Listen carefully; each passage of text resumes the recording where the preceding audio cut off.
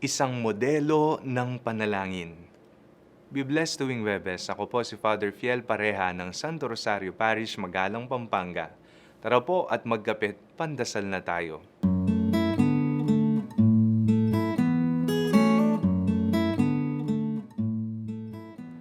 Minsan napapatanong tayo, napakikinggan kaya ni Lord ang aking mga dasal?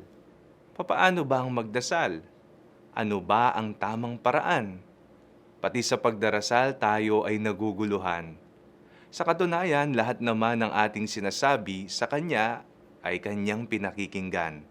Alam niya, hindi siya bingi, bulag at pipi when it comes to prayer. Sa Biblia, may isang magandang dasal tayong mababasa. Ito ay ang panalangin ng papuri at pasasalamat ni Maria sa isang maawain at tapat na Diyos, ang Magnificat.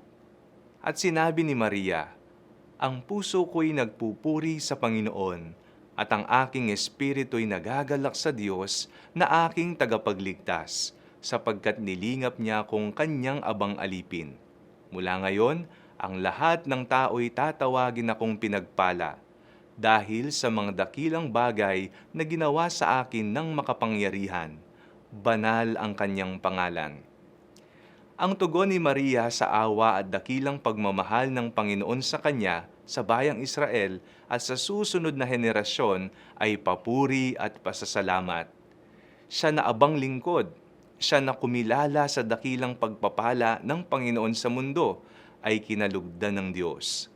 Tunay ngang pinagpala sa babaeng lahat ng Diyos na nagpapala ay umawit ng buong galak at sigla. Tinuturuan tayo ng isang panalangin ng papuri at pasasalamat ni Maria, isang dasal na nakaugat sa nakalipas ngunit bukas sa hinaharap. Ang lahat ay iniimbitahan na magnilay at kilalanin ang mga pagpapalang ating natatanggap upang ating mapasalamatan at papurihan ng Panginoon. Katulad ni Maria, baka maaari kang gumawa ng iyong sariling Magnificat at magamit mo ito sa panalangin. Kinikilala ang lahat ng ginawang mabuti sa iyo ng Panginoon. Manalangin tayo. Panginoon, sa iyo ang lahat ng papuri at pasasalamat. Tanggapin mo po ang aming buhay bilang pag-aalay sa iyong dakilang pagmamahal. Amen.